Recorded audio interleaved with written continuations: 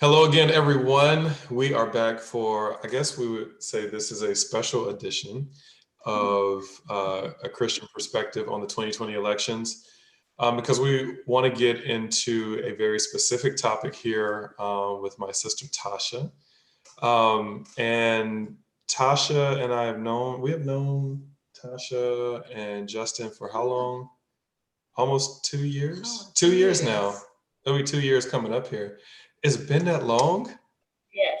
Craziness. Okay, so 2 years, we go to the same church. And they have been such a joy to be around. Their whole family, absolutely love them. But tonight we're going to, what's going on? Sorry. Oh, tonight we're going to, no, that doesn't matter. Get into this pretty heavy on like what's going on as far as the elections are concerned and what Christians stand for and what they don't stand for. And I just kind of want to let you just go for it, Tasha. So tonight we'll be talking about the very controversial, which shouldn't be a controversy within the church, but finds itself to be one, of abortion. And so I know that the Lord had spoken to your heart about this, and I know you've been doing a lot of research here recently and a lot of praying, a lot of weeping, and all that behind it. And I kind of just want to let you share your heart in it. So just go for it. Okay. Well, first, I wanted to say that if you have had an abortion, this is not to bring condemnation to you. Okay, we're talking about what's going on now and to come to the future, because the Lord is a redeeming God and He can redeem and forgive everything. So I just want to start that off, because I want to make sure everybody knows the heart behind this is not to bring condemnation to a past sin. But when Slater first brought this to my attention, I thought to myself, I want to talk about abortion, because that's something that's I'm super passionate about. That I can listen to the news and I can hear people like Kamala Harris call it a woman's right for reproductive health, when really, in truth, it is genocide of a human race. Not necessarily by the color of their skin, but there are millions of babies being killed. And they put this spin on it, which really, it's the Holy Spirit in me. It brings this rage inside of me to hear them say things like, it's a woman's right to choose what happens to their body. Well, that's not your body. That body belongs to someone else. That body has a specific DNA, a genetic code given to it by God. That is not your right to take that away. And when I hear Democrats right now saying, well, let's look at the science. When we're talking about COVID-19, look at the science, wear your mask, look at the science. Well, why not look at the science of abortion? Why not look at the science of what they're actually doing to these babies that God has created inside the womb? And so I actually wanted to read this off of a website called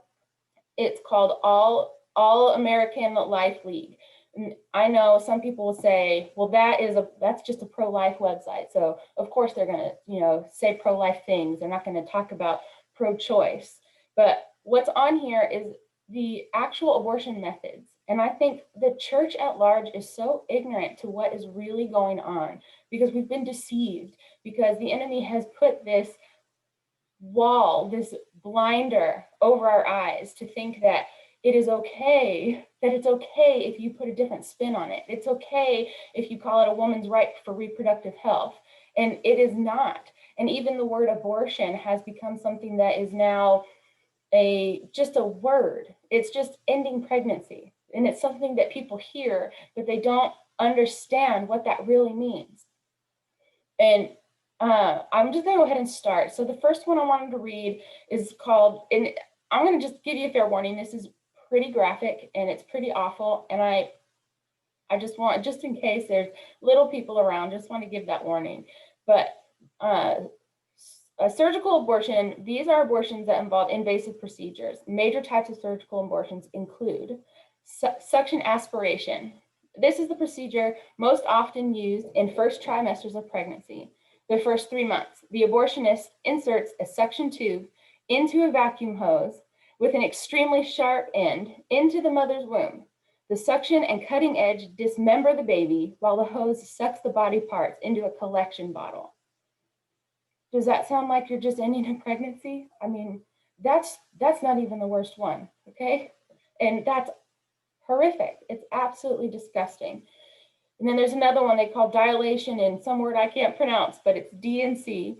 In this procedure, the abortionist uses a loop-shaped knife to cut the baby into pieces and scrape the uterine wall. The baby's body parts are then removed and checked to make sure that there are no pieces left in the mother's womb. Dilation and extraction, also known as DNX, used to kill babies well into the 3rd trimester, as late as 32 weeks old. The abortionist reaches into the mother's womb, grabs the baby's feet with forceps, and pulls the baby out of the mother, except for the head. And the abortionist then jams a pair of scissors into the back of the baby's head, spreads the scissors apart, and makes a hole into the baby's skull. The abortionist removes the scissors and sticks a suction tube into the skull to suck the baby's brain out. The forceps are then used to crush the baby's head, and the abortionist pulls the baby's body out the rest of the way. And what I've heard, the argument is, well, this is my body, my right to choose. How is that your body? You are not asking someone to stick scissors into the back of your head and suck your brain out. I mean, I know that's graphic and it sounds awful, but oh my gosh, that's what they're really doing. That's what they're doing. Tasha, I wanted to make a point here because we know that babies can survive outside the womb at 32 weeks. Mm-hmm. And technically speaking, if they deliver the baby all the way, Mm-hmm. then it would be considered murder. Mm-hmm. But if you just deliver the baby up into its head, mm-hmm. just don't allow the head to come out, then it's just considered an abortion. Then it's just considered something that's, quote, safe and legal, unquote. So to really, if you remove, like they say, a goalpost, right? Mm-hmm. Then people will go further and further and further. What they initially said was just in the first trimester, you can have an abortion, but now we're going to this style of abortion or murder would be up until 32 weeks. That's 8 months, right? So, I mean, at this point, the baby has all limbs, fingers, toes, brain, heart, lungs, all of the internal organs are there. And now you're saying just deliver the baby up to his head, and then you can legally kill him with no problem in our nation. And our tax dollars are paying for this. Right. And one thing I wanted to point out, and this sounds awful, but it's just the truth. I don't know if people even remember who Jeffrey Dahmer is. He cut people up and put them in his freezer. So he is known as one of the sickest, most disgusting, vile people who've ever walked the face of the earth. But it's okay for someone to do that to a baby just because he or she is in a womb? No, I mean, that's just not okay. And to vote for someone who does say that that's okay, you are saying that that's okay by putting a check mark next to their name. And if you are saying that, well, I don't think he cares, who I'm voting for. I don't think it really matters. Yes, it does. The judgment of the Lord is coming to this country, and mostly because we have not protected the thing that is most precious, and that's life. We have literally been dismembering babies and paying for that. You can't tell me that that's okay with the Lord. I mean, how can you don't even have to be a Christian to know that that's not okay. You just have to be a human being to know that that's disgusting. It's vile and evil. And I know for a fact, and I know that a lot of people, and let's just point out Joe Biden and Kamala Harris for a minute. I know that they're gonna tell you whatever they want you to hear so that they'll get your vote. But the truth of the matter is that they support abortion. They support murder of innocent children. They support that. And they will put a spin on it and they will tell you whatever you want to hear to get their vote, but they do not care. They don't care about what God created. And as to be bold and to just stand up for a minute for the Lord in this, that we are supposed to be his voice. We are his people. And for us to sit silent and allow something like this to happen is not okay. It is not okay.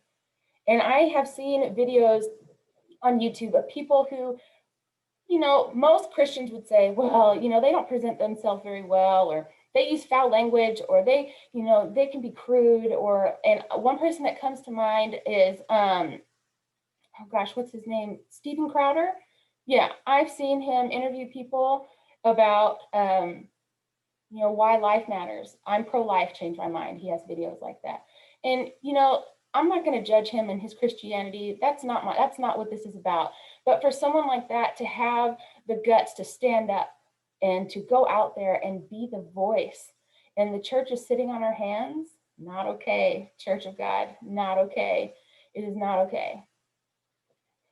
I know you got a question, Slater. I can tell you got a question. Well, it was just a statement of even, I think it was last year, Brittany and I were in Philadelphia, and we were there recording with another friend of ours.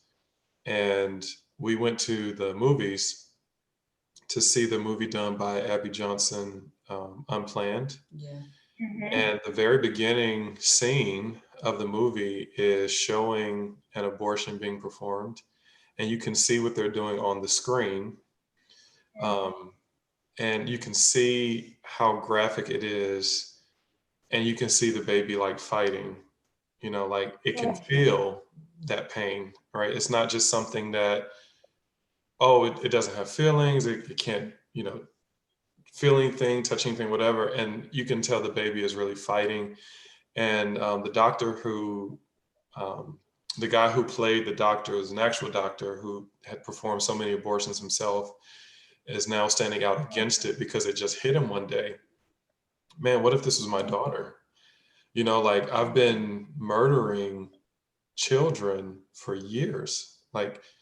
And thank God there was some repentance for him. But I would encourage anyone, if they have not seen it, to see that movie by Abby Johnson called Unplanned, that really describes these things in detail and kind of shows you that no matter what they tell you about Planned Parenthood, of how many other services they offer for women, like women's health care and all that, what's not told is these same services are offered for free or cheaper prices at other family clinics in your local cities that don't offer abortions. And so, and also Planned Parenthood pushes abortion.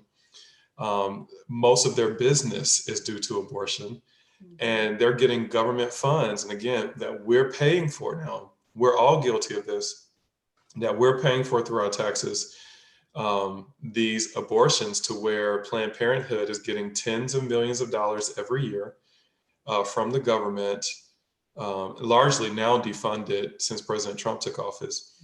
But beforehand, for decades now, have been getting tens of millions of dollars in taxpayer dollars, including that of the churches, um, to pay for these murders, essentially. So the blood is on our hands. It's not like, oh, I haven't had an abortion, so I'm not a part of this. But we all are. If anybody has worked a job and has had to have a W-2 in any form, has contributed to the death of millions of children. So yeah. One thing too that I thought of when you were talking, and so I've heard a lot of people I've heard a lot of complaints about President Trump in his, he doesn't present himself presidential. I don't like the way he talks. I don't like the way he tweets. I don't like this. I don't like that. But would you prefer that someone looks good in a suit and stands on a podium and speaks well, but is killing and committing genocide behind the scenes? Is it really, to us, is it really about what he looks like and how he talks? So what if he uses foul language? You've never sinned? I mean, I guarantee that everyone on that is listening to this has at least said something they wish they wouldn't have said, right? But I mean, the Lord is angry about this. This is not okay with him. And quite frankly, we should be angry. I saw another video, and that's another thing. You can't claim ignorance on this. In this day and age, if you didn't know, if you can't say, well, I didn't know that's what abortion was. Well, look it up. It doesn't take long to find it. I mean, you look up anything else, you'll read, Yelp reviews about a restaurant. Look this up. It's not that hard. It's very easy and accessible to find information. And I also watched a video of Abby Johnson talking about, just the secret business plan of Planned Parenthood behind the scenes and the money that goes into pretty much this is a, multi-million dollar business. I mean, and I'm pretty sure by now it's probably even more than that, where they are bankrolling on this. I mean, I'm pretty sure the mob is illegal, right? It's illegal to have organized crime, right? But it's okay for this. It doesn't make any sense. It just doesn't make any sense.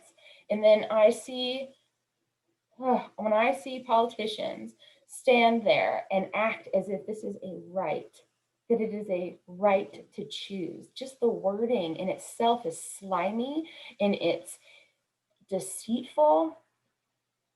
The right to choose, it just doesn't make any sense. So I have heard also, okay, this is a big one.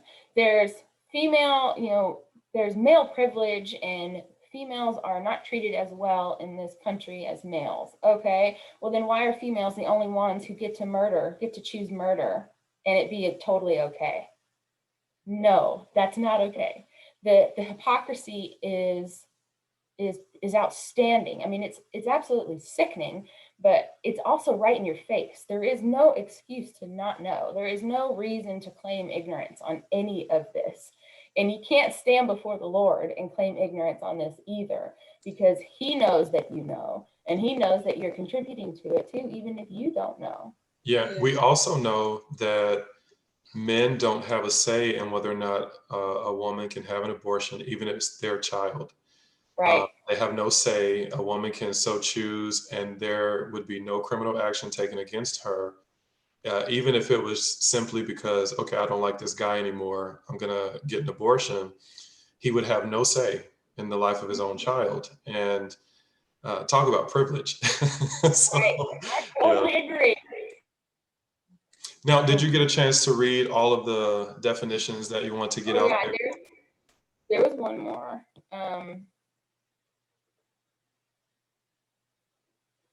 Yeah, so this is the most common form, D&E, and it's the abortion that is used to kill babies in the second trimester, 24 plus weeks. And the abortionist uses forceps to grab body parts off of the baby, arms and legs, and then tears the baby apart. Oh my gosh. The baby's head is then crushed in order to remove it because the skull bone has hardened by this stage in the baby's growth. And that's okay. I mean, I have children. If someone were to do this to my children, this is murder. This is sick, disgusting murder. And this is not a female. This is not the mother's body. It's not. And I think as the church, for us to sit there in this day and age and say that we didn't know, well, it's time to start standing up. It's time to start having a voice. And I know right now as well, in the time that we live in, to stand up and to disagree with the mob mentality, you are chastised. But the truth is, we outnumber them. But why are we so afraid? Why are we so afraid and sit there and do nothing when we could all, if we all stood up and had a voice, then it would change. Everything would change. This would change. You know, the slimy politicians that really make money off of this. They make money off of this. That is why they want to continue this. It's all about money and greed, and they're just bloodthirsty, slimy, evil, evil actions. And the one thing that the Lord really wanted me to point out, hold on, let me tickle my brain box so I don't forget. But when Obama was president, there was so much sneaky funding to Planned Parenthood. And Planned Parenthood, let's just talk about Planned Parenthood for a second, okay? They want to tell you that you know, only 3%, this is what they say, 3% of the funds that they use go towards abortion. It's only 3% of the business. But that is a lie. And it's you can find it on the internet, okay? I'm not going to sit here and give you all of the statistics because you can look it up yourself. But that it's more than 30% of government funding, okay, that they get. This is not just private funding. It's our money that's going towards this. And then they say, well, we don't use government funding for abortions.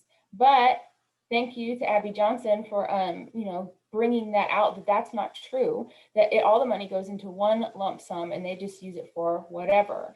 They don't separate out the money. I mean, what business really does that, right? And then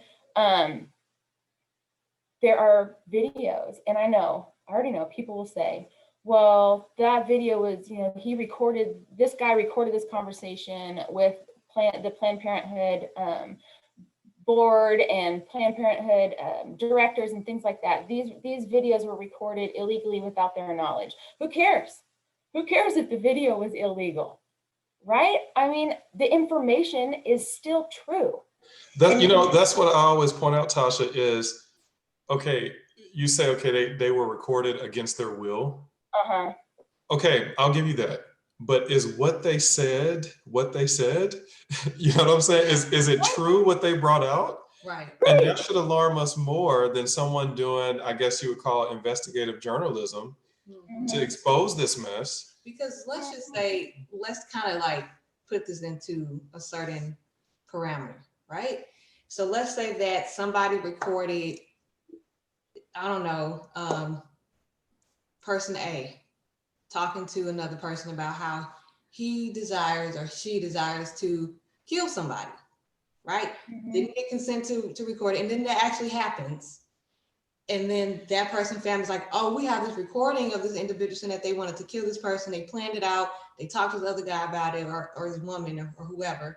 And the judge be like, you can't use that because this murderer, you didn't get permission to record him. Police officer, CIA, or whoever else did not get permission to record, which they do all the time anyway, without permission, and they use that information against individuals who need to, you know, get their justice in court. But since when now it's like, oh, it's illegal. So what they said obviously is null and void. It doesn't exist. They didn't really say it. I'm gonna put my fingers in my ear and act like I didn't hear them say it, or actually visibly see them do something. That's just dumb. And if I'm not mistaken, the people who recorded the videos are under prosecution. If I'm not mistaken. Yes, that is true. And so, I mean, how horrible. Go ahead. I know. What they found out too is that Planned Parenthood, they were taking the body parts from the babies. Okay, so I just read this, that they were literally dismembering these children in the womb, and then they sell the body parts on the black market. So I'm sorry that you were recorded illegally, but who cares? I mean, we have spies all over the world. Why is it not okay to spy on, you know, genocide.com, Planned Parenthood? I don't understand that. I mean, it's just disgusting. And to add to that, that would be considered double dipping. You're already getting money from the government to perform these abortions, and then you're selling the dead body parts of these children on the black market. And I know it's not like get two for $5. You know what I'm saying? Like they're selling these parts for lots and lots of money. And it's kind of just like we're getting all of this free money from the government and from mothers who are willingly killing their children to bankroll our lifestyles. It's very sad. And I just want to say, Yeah, because so, sorry, no, go ahead. to add to what Slater is saying, and even Tasha, I liked how you started off this conversation that we're having about those who have had this procedure done, who have had abortions. And sometimes when they, a lot of people are not, especially Planned Parenthood, a lot of organizations are not honest with these individuals when they're going in. They're just like, oh no, it's just tissue, right? It's just like skin. You're not really, it's not really a person, it's not really a human being yet. So don't feel bad. So it's like, why do you even have to talk to someone to make them feel better about what they're doing? If it's really not a bad thing at all, then there would not be even that reservation that a woman would have going in. But there is something, and that something is Christ, the Lord, who's like screaming out, don't do this, right? It's that conscience that the Lord has given us as human beings to let us know what's right and what's wrong. Whether you believe in God or not, okay, scientifically, you have a conscience. Your conscience is going to speak and say, hey, something's not right here. This is kind of fishy. Don't you feel awkward when you walk inside this place? Don't you feel kind of awkward? Mm-hmm. So, but as Christians, we could, we call that the Spirit of the Lord. That's God. That's talking to you. And so, when you're doing something morally right, you don't need a person, a nurse, or whoever is on staff at an organization to convince you that what you're doing is okay. Period. Right. Amen, Brittany. So let me. One thing. Go ahead. Sorry. One thing I wanted to say too is, I know that there might be a lot of people listening saying, I know, I don't agree with abortion. I don't agree with the people I vote for that perform, or that pay for the abortions. I don't stand with that. But why are you voting for those people, I guess is the question. Are you voting for those people because they pad your pocketbook? So it's more important to you to have extra money from the government, but as long as they are padding your pocketbook, you're okay with them killing. Just doesn't make much sense, And maybe you don't agree with everything that one side is saying and another side is saying. I don't agree with everything. I don't. But I know there are some things that the Lord stands for and he does not stand for. And this is definitely one of them. The Bible says one of the things that God hates, book of Proverbs, I think it's chapter 6, Proverbs 6, where it says that God hates the shedding of innocent blood. And for, the scriptures to use that type of language, especially for believers, if we say this is the standard in which we live by, then we wouldn't ever stand for the shedding of innocent blood, let alone pay for it. Right. Because let me put it to you this way, Tasha, or ask you in this series of questions, kind of playing devil's advocate here. What do you say? And I'm speaking specifically about Christian women and Christian men who have this line of thinking. What do you say to those who say, well, some women who have an abortion because they were raped? What do you say to these women who have been raped and this is a very depressing, very traumatic experience. A lot of women speak of PTSD after being raped, and then on top of that, if she conceives from that, then a lot of people would say, even within the church, sure, she should get an abortion. That wasn't her fault. She was raped. What do you say? Well, that is definitely a tough one, but if you're going to take the stance of the Lord, then two evils don't make a right. Now, being raped is I mean, obviously that's a horrific thing. It should never happen. I'm not justifying that at all by any means, but it's still not justified to take the life of someone else. I mean, there are other options like adoption, and I know that a lot of people say, oh, well, that's everybody, all pro-life people, that's what they always say. Well, just adoption, adoption. Well, what about all the kids in foster care system? I don't have all the answers. I don't have all the answers to that. Does our system need improving? Yeah, for sure. Definitely needs improving. But if you are a Christian and you're going to stand before the Lord, you're going to have to answer for that. And murder is murder, just like rape is rape. Murder is murder. And I mean, again, I don't want to minimize, what rape is, but you don't have to raise that child, but you certainly don't have to kill that child. Yeah.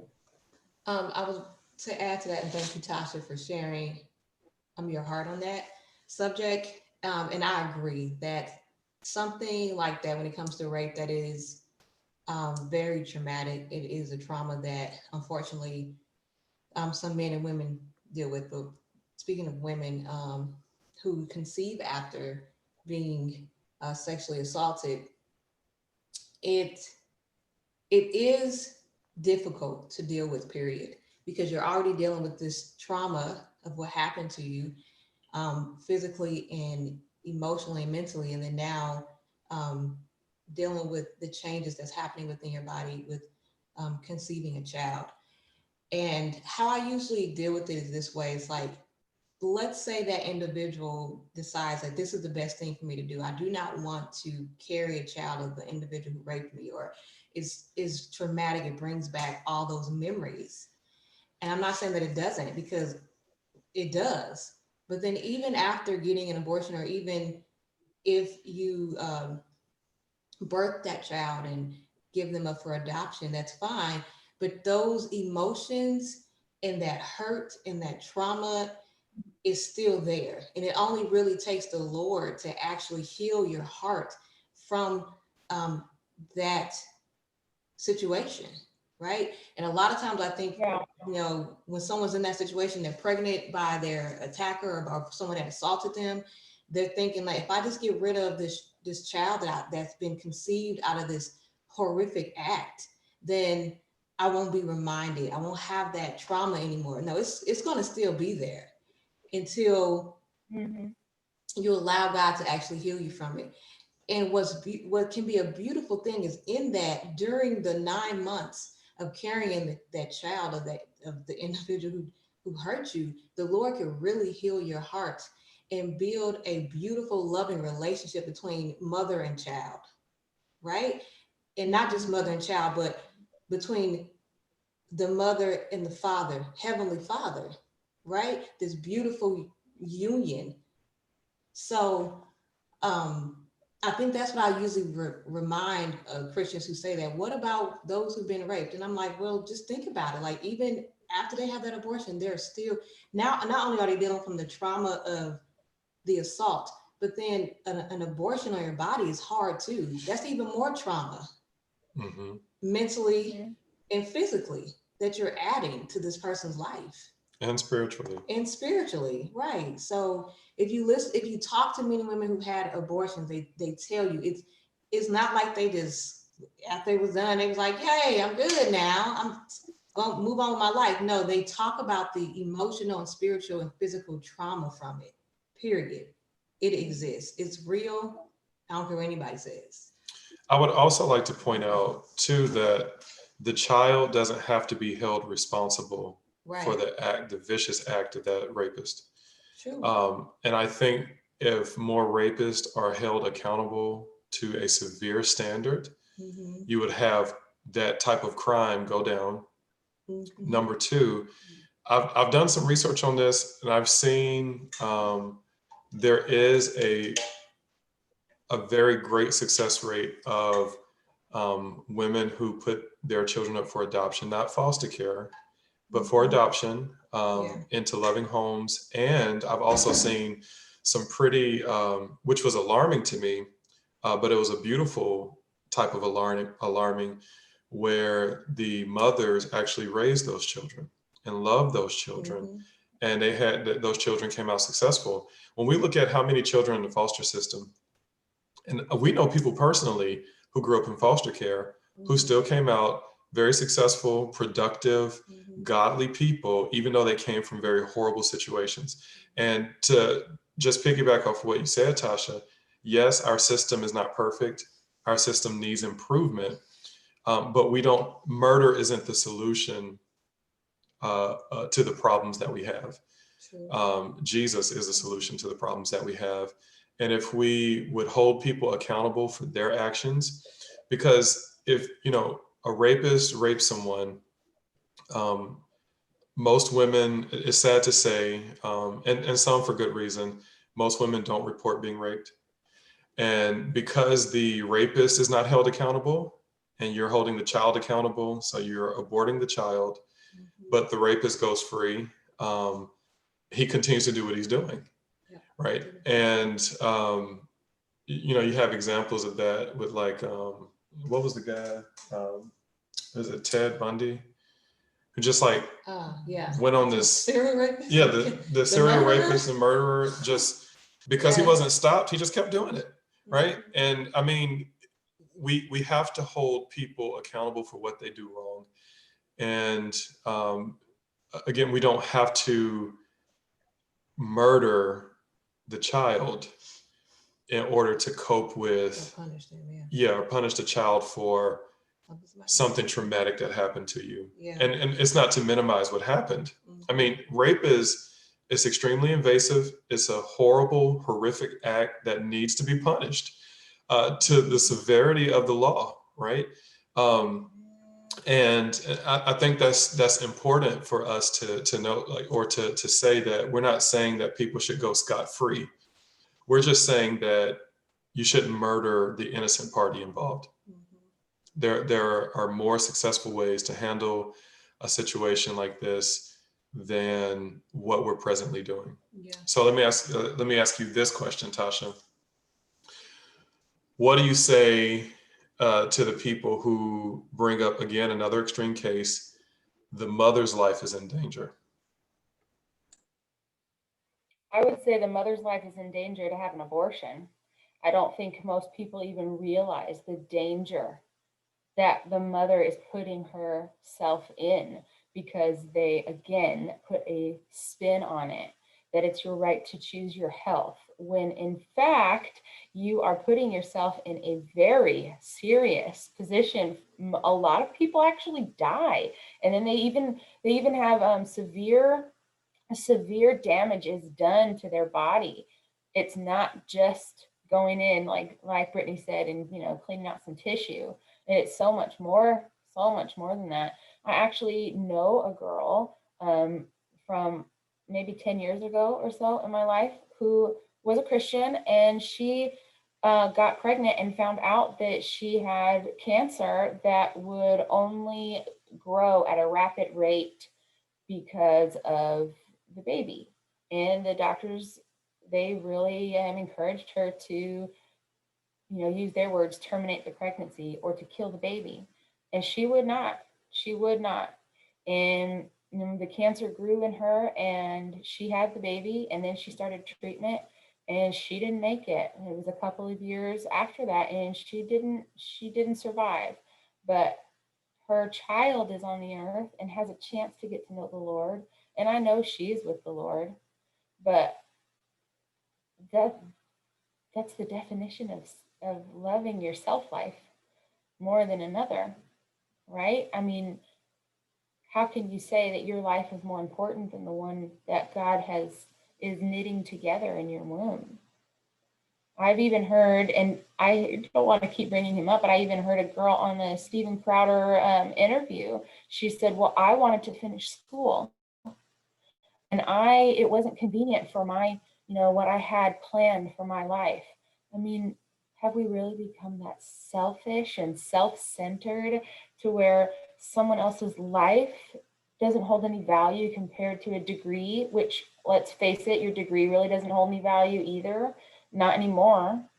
So, I mean, I guess that's what I would say is you're not choosing if you have, for your health, really you're choosing whose life is more important. And to me, there is no choice. Right. When you bring up the health problems with getting an abortion, I think it's important to hit that too, because they say, well, worst case scenario. And all of these worst case scenarios are extremely small percentages of the total overall number of abortions that are performed. Um, but like you said, there are major health risks to having an abortion. I've known people who've had them, who've had major female issues after having an abortion. I think Brittany, you had just mentioned the morning after pill. It's a chemical that not only kills the baby, but it brings great harm to the mother. And I was listening to something that Abby Johnson had said about this when she had had an abortion, or like I think she had took the pill or something. That they don't tell you of the many days following taking that, of all the pain you're going to be in, the turmoil, the stress. Talk about PTSD, the changes that your body goes through that has to accommodate now you putting poison, because essentially you're poisoning the baby. And so that poison is getting to your body as well. Yeah, it's and like burning. Yeah, it's a chemical burn pretty much of the baby. And can you imagine a baby that can feel? And it's essentially burning alive right in your womb. Um, it's terrible, the things that are happening. And again, we're not trying to bring condemnation to anyone who has had an abortion before, whatever method that may have been, who has since repented. But I would say to those women, you have even more of a push to advocate against such a thing, right? To really put out there why people should not be getting abortions and why they shouldn't be supporting those who do. And because another argument is, well, if we overturn Roe v. Wade in the Supreme Court, then you're just going to get all of these unsafe back alley abortions done like they did before Roe v. Wade passed in the Supreme Court. And I'm like, yeah, you may have women who do that, but the number was far less than people who just get it freely done today. Because like you said, I wanted to finish school. This wasn't convenient for my life. When we know many, many people in dire circumstances finish school. I know my mom was, I think she was 15 when she had my oldest brother. She was still in high school. She still finished high school. She went on after that to go to college. I know other women who got pregnant while they were in college, who didn't want to keep the baby, ended up keeping the baby. They still graduated. They graduated. I saw a video of a lady who was in labor. And while she was in labor, going through all the contractions and things before she went to actually deliver, she was up on her computer finishing her homework. She was in school. I mean, like the excuses that we come up with for our laziness, our selfishness, our inconsideration, our complacency, our numbness, especially, and I'm speaking directly to Christians here, this is an abomination before the Lord. How dare we? The Bible tells us, God says, I lay before you blessing and cursing, right? Choose life. Right? Yeah. He's already told us, whatever situation we find ourselves in, choose life. Don't choose death. Don't choose murder. Choose life. This is the path that God, which should be abundantly clear to his own people. This is the path that he has laid out for us to always choose, and that's life. And so when we talk about the election coming up in just days, 20 something days now, we talk about that, and we're looking at the policies that each one says they want to enact. or the issues that they stand for or stand against.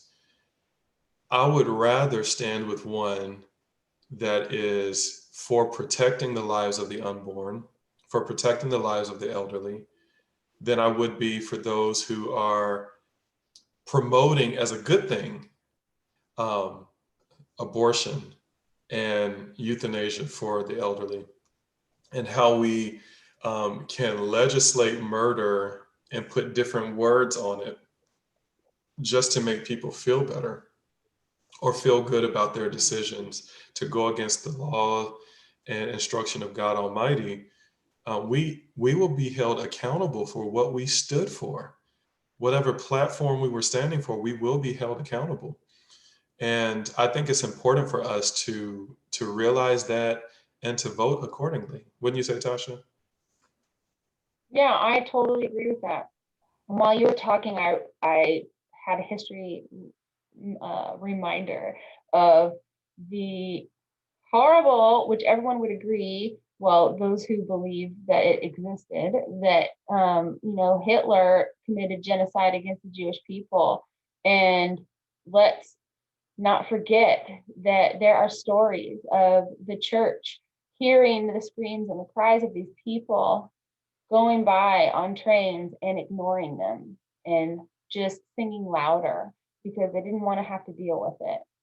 And I don't want to have to stand before the Lord and say I didn't say anything because it was a touchy subject. I didn't say anything because I didn't want to offend anybody. But Jesus is the ultimate offender of all. He's the one who offends everyone. And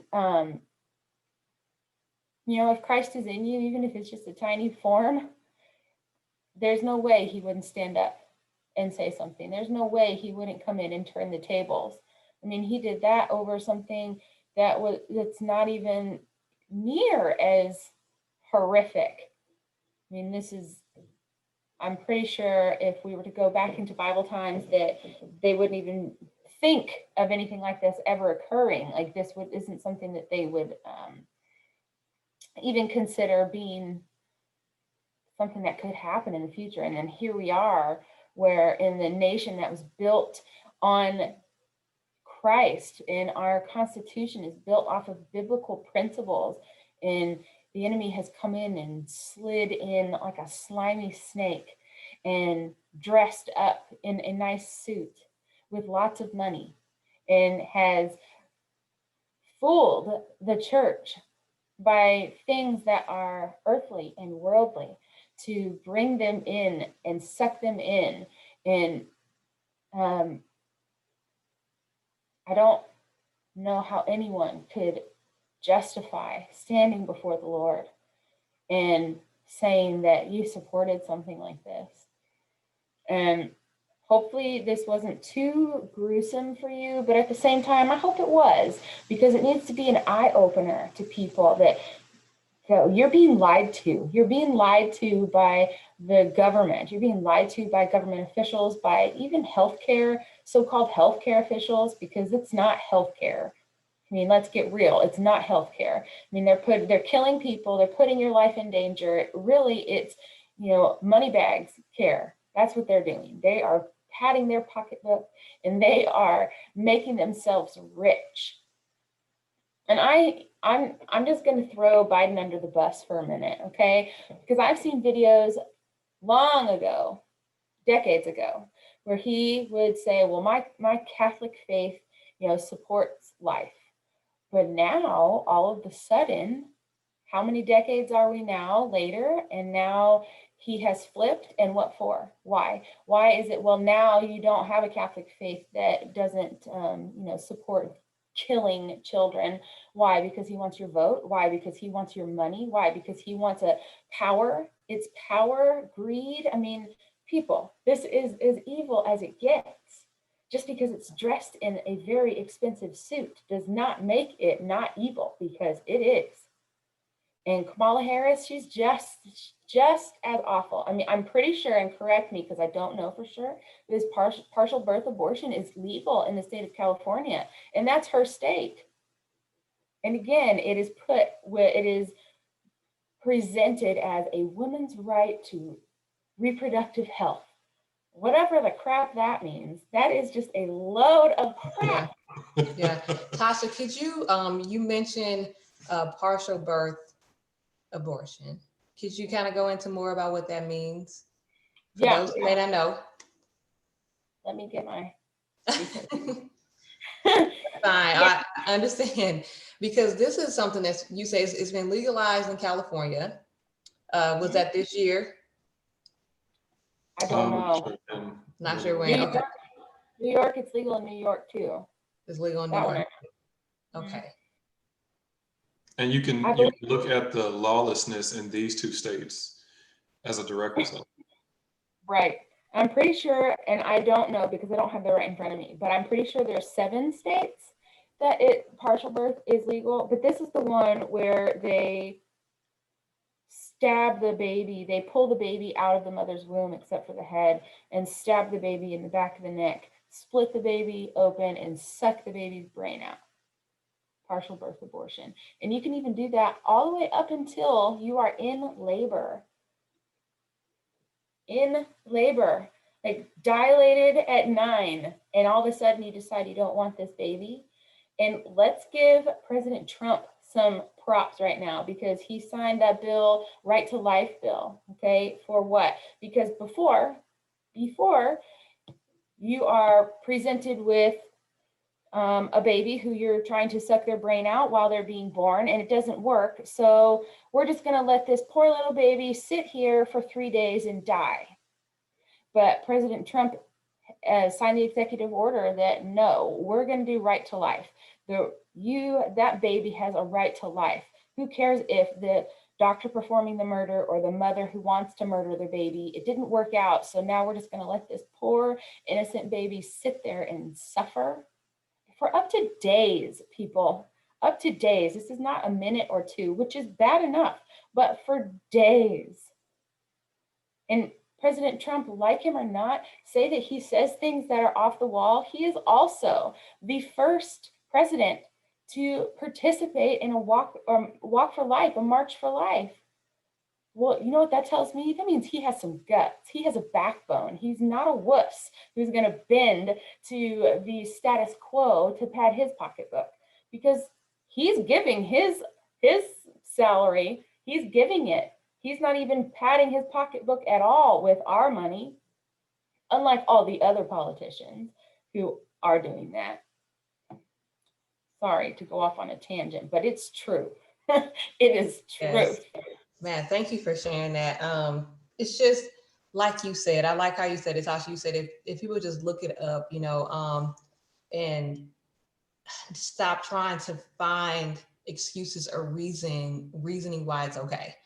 And actually just look at, like, even if you, I don't know if you did this earlier, while I stepped out, just gave like the definition of abortion according to like Webster's dictionary. Did you do that? No. And so it is defined as, and just look at some of the terms or terminology that's being used here. It says abortion by definition is the termination of a pregnancy after accompanied by or resulting in or closely followed by the death of the embryo or fetus. Okay. There's also, and I know some people are like, oh, embryo or fetus is, again, they're just like, that's just tissue. Some of my sciencey people out there are like, that's not a human being yet. Okay, well, if something is alive, it can be dead, right? Or it can have a death. So you have to be alive in order to have a death. So it used the word by the death of. Okay. Then another thing that I was looking up is how it's a clinical term that also is used, that has been adopted when it comes to abortion, where they say that it's the practice of inducing fetal demise. Like just those words, like, seriously? And so you're gonna tell me, no, that's not really a bad thing. Demise is obviously a positive word. Since when? It's not. And so just looking, if individuals just kind of look into what's actually happening, look at the words and the definitions, they're not, it's crazy. it's not like our society is trying to, well, let me say it this way. It's not like it's trying to be hidden. It is so out there and blatant, Yeah. right? It's almost like they're like, let me murder this person in front of you and then tell you, no, I didn't actually murder them. What I did was they're just injured a little bit. I know they're not breathing technically, but it's okay. Don't worry about it. What you're seeing is not true. Let me tell you what the truth is. They've hijacked people's minds, and it's crazy. And people are okay with it. Because here's why. Because if you accept that abortion is abortion, then you too are held accountable for it happening in some cases, and also to be a voice. And individuals don't want to speak out against it. They don't want to be held accountable. They don't want to be, judged by God to say, you know what? You have sat on this and haven't said anything or done anything, and I told you to do it. So instead, they just want to say, you know what? No, it's just tissue. That takes the responsibility off of me if I just believe that. It really doesn't, though, because when we stand before the Lord, He's going to pull out. I don't know how you're gonna pull it out. He's gonna just play out videos of our life. I don't know. Pull out a TV or something. I don't know. Like, watch this. Let me show you each time. You knew in your heart that small voice, which was me, telling you this is not right. I don't care how much science you have. Oh God, here, let me show you the science behind it. He's gonna be like, I don't care about that. I'm God. I create life and I end it, and that's it. No one else has that right. I kind of want to read Psalm 139 here. We talk about a baby in the womb. Mm-hmm. Um, I don't like using the term fetus, because I think, and I don't want to spit in the face of, true science, as they would call it, but to use the term fetus over baby, over human being, Yes. is to try to demote or degrade, to say this isn't really life, Mm-hmm. not yet. And it's okay to terminate because it's not real yet. Mm-hmm. Psalm 139, verse 13, it says, "For you have possessed my reins," that's my inward parts, like my kidneys and all that. "You have covered me in my mother's womb. I will praise you, for I am fearfully and wonderfully made. Marvelous are your works, and my soul knows this very well. My substance was not hidden from you when I was made in secret and curiously wrought in the lower parts of the earth. Your eyes did see my substance, yet being unperfect, and in your book all my members were written, which in continuance were fashioned, when as yet there was none of them." So that verse right there tells us that the Lord saw each child in the womb of their mother, even before all of their body parts were fully formed. Mm-hmm. And He knew all the days of their life and what He wanted to do in their lives, even before all of those things were fashioned or even before they existed. Mm. And if we as Christians have an issue with life beginning at conception, that the heart starts beating just days after conception, before anyone even knows that they're pregnant, there's life being formed in the womb. Mm-hmm. How can we stand for that? How can we agree with legislating that? How can we agree with paying for that? Mm-hmm. How can we agree and say it's okay? That's not a big issue. When the Lord, to the Christians now, explicitly says in His Word that um, He formed every body part. He saw all of them when it was just a mass of tissue, as people would say. Mm-hmm. He saw all of that and had already planned out purpose and life and destiny in this child for His own son's sake, before you ever even knew you were pregnant, and before you decided to murder the child. Mm-hmm. So I just want to leave that as a perspective, Mm-hmm. that the Lord knows. It's just like He told Jeremiah, "Before I formed you in your mother's womb, I knew you. Mm-hmm. I ordained you then. I already set forth what I wanted to do in your life then, before I formed you in your mother's womb." Mm-hmm. And so for us to take it into our own hands to say, I get to choose whether or not this person lives, I get to choose whether or not they have life, is a slap in the face to God Almighty. Mm-hmm. And we need to, as a church, repent. We need to repent for our behavior and our soft response to this true epidemic. And I wanted to, were you about to say something? Oh, I was, but Go ahead. you can finish with your thought. I was.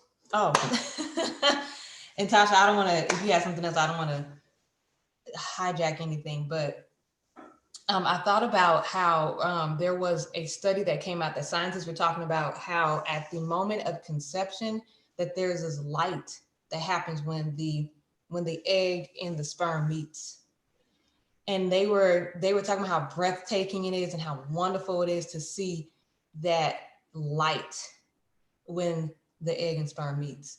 And it made me think about the Lord, right? If you as a Christian believe that God and Christ is the light, like he's showing you right there, like that is when life starts, right? Right then and there. And so, and of course the scientists call it, like they call it a zinc spark, like the actual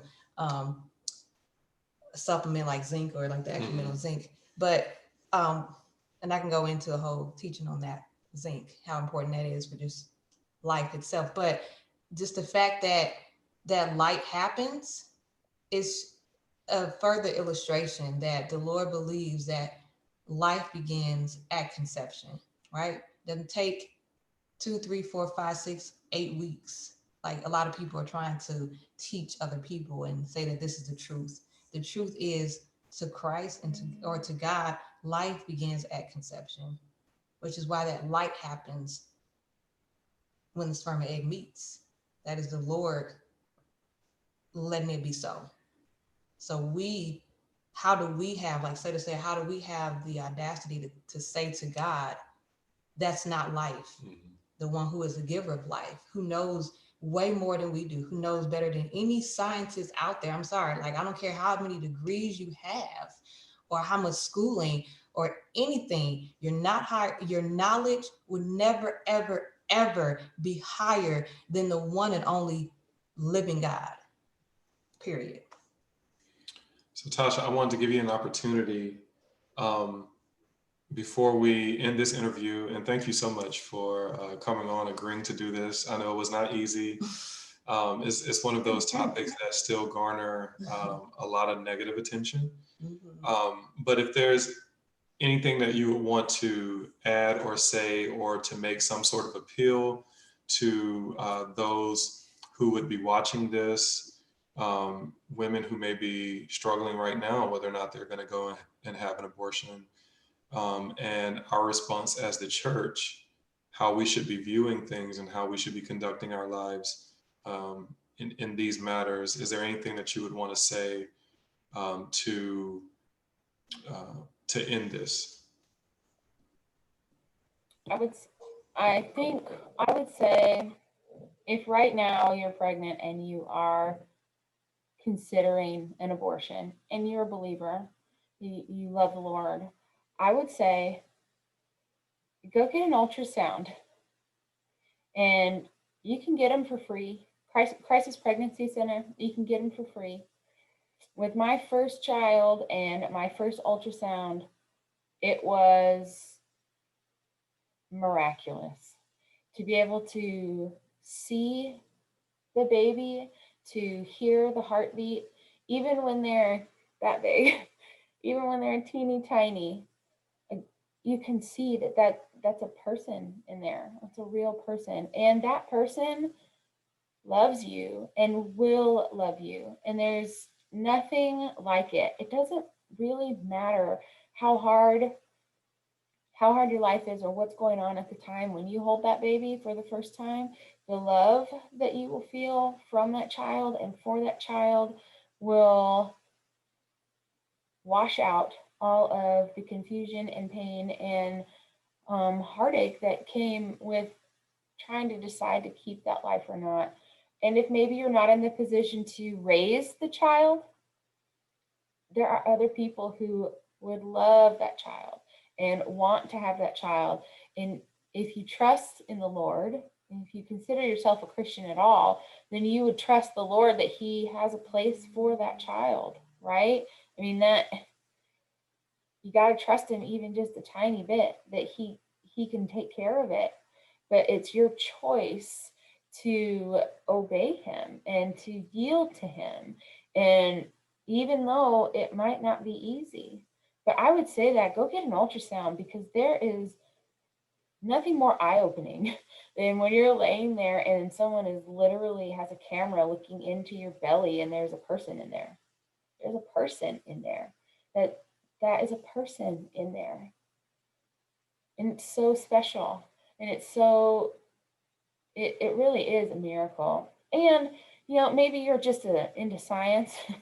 Like what Brittany was saying just a few minutes ago about, the baby is not just tissue, but if all you believe in is science, well, then science actually backs up the fact that at the moment of conception, there is a genetic code and a DNA that is unique to that human being, not to that pile of mush, but to that human being. And I don't know how you could not be a believer and hear that. Wait, that alone tells me there's a God, right? But I don't Yeah. really know anything else really, but that really is it, I guess I would say. And don't tell me that you can't afford it, because Crisis Pregnancy Center does it for free. Free. And it's confidential. They don't tell. It's not like that. And they will also give you information. They're packed with resources for you as well. It's not just come in here and we hope that you make the right choice. They're going to give you resources. They're going to give you information. They're going to give you help.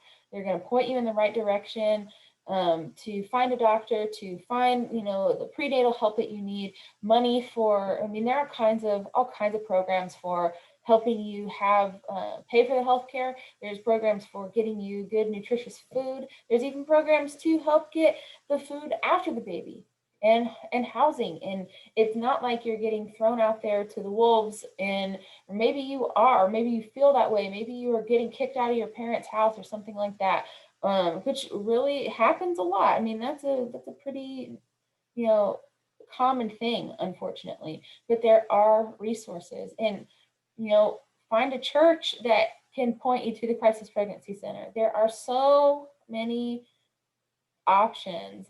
And I'm not just talking about, choosing abortion, choosing life. That's not what I mean. But there are so many options out there to help you raise this child and help you have a healthy pregnancy, or help you get the baby adopted by the parents that God has for that child.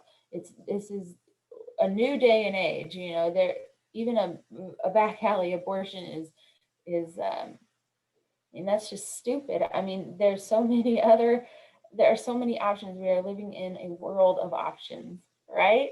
I mean, Yeah, that's true, Tasha. it's not 1920, it's not 1880. I mean, come on, there's There is anyway. a better way. There is a better way.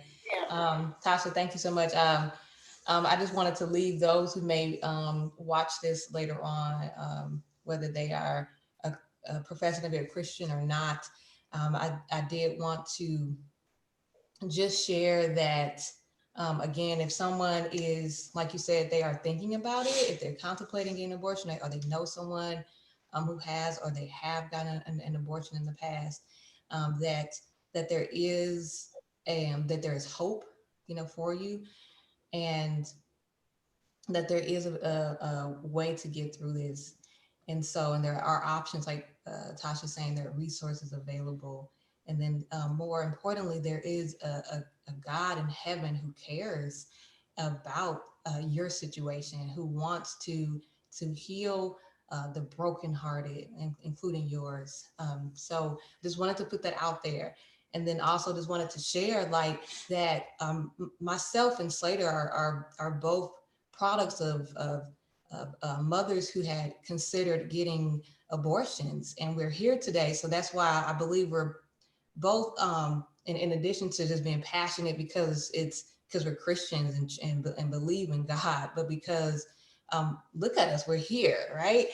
Because there was someone within, I know my mother's life, who the Lord sent to encourage her through a difficult time that she was having where she was considering getting an abortion. And so praise God, I'm thankful. Of course, my mother and I have a wonderful relationship. Yep.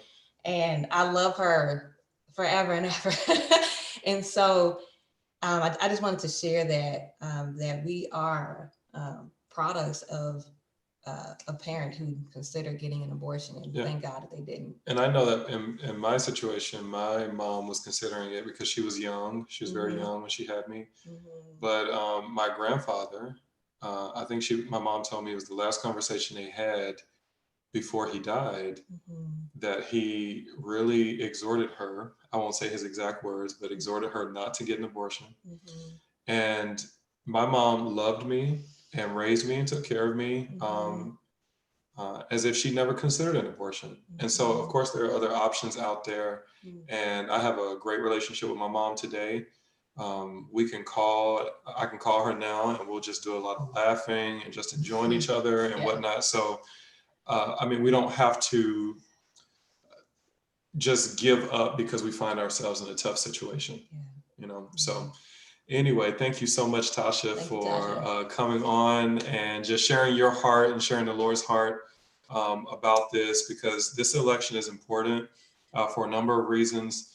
And just fighting for life, the most pro-life president we've had, I know in our lifetimes, and I'm sure your lifetime too, just not my lifetime.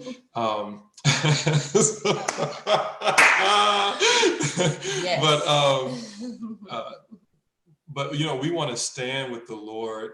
We want to stand for life, and so that's why we stand where we stand. So if you would stay on just for another minute or two, Tasha, so we can say our proper goodbyes. But for everyone else out there, thank you so much for tuning in again, and there are more to come. See you later. Bye.